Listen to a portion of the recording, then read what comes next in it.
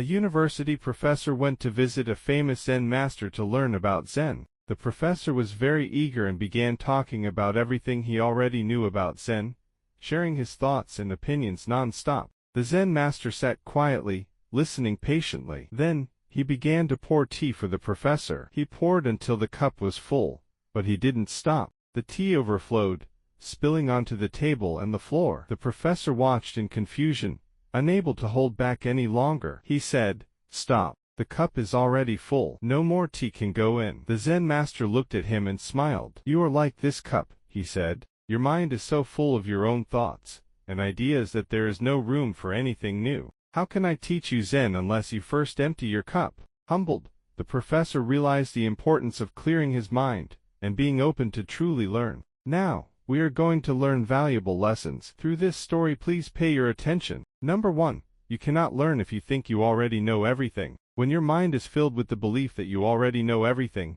there's no space for new ideas or lessons. Just like the cup overflowing with tea, you must empty your mind to truly absorb something new. Number 2.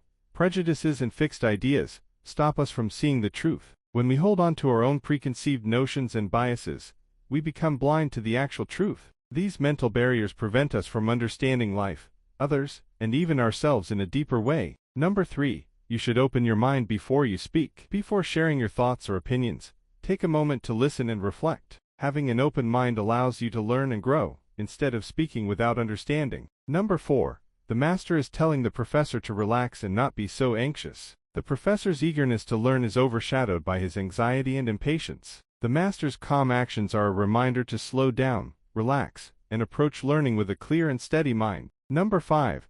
Some people want to learn everything at once, but that's not possible. Knowledge is not something you can rush. Learning is a gradual process that unfolds over time. Trying to absorb everything all at once only leads to frustration and confusion. Number 6. This story shows that we need to unlearn before we can truly learn. Sometimes, we need to let go of old habits, beliefs, or ways of thinking to create space for new lessons. Unlearning is just as important as learning because it allows us to grow. Number 7. We should not focus too much on one part of life, or we might miss new experiences. Getting too caught up in one thing can limit our perspective. Life is vast, and when we open ourselves to new experiences, we find growth and deeper understanding. Number 8. Even if you know a lot, you should always be open to learning more. No matter how much knowledge or experience you have, there is always more to discover. Keeping an open mind ensures that you stay humble and continue growing. Number 9. I think the master did it to make the professor stop talking. Sometimes,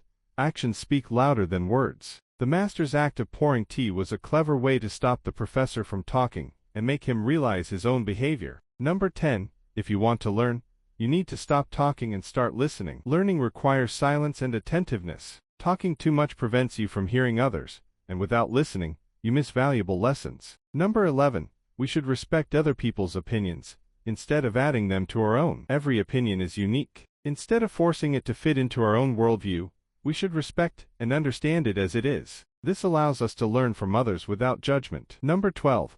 Sometimes, someone needs to catch you off guard to teach you something. The best lessons often come when we least expect them. When we're caught off guard, our defenses are down, making us more open to learning and understanding. Number 13. The professor thinks about Zen too logically. The master wants him to understand it intuitively. Zen is not just about intellectual understanding, it's about feeling and experiencing. The professor's logical mind blocks him from truly grasping Zen, and the master uses the tea to teach him to let go and experience intuitively. Number 14.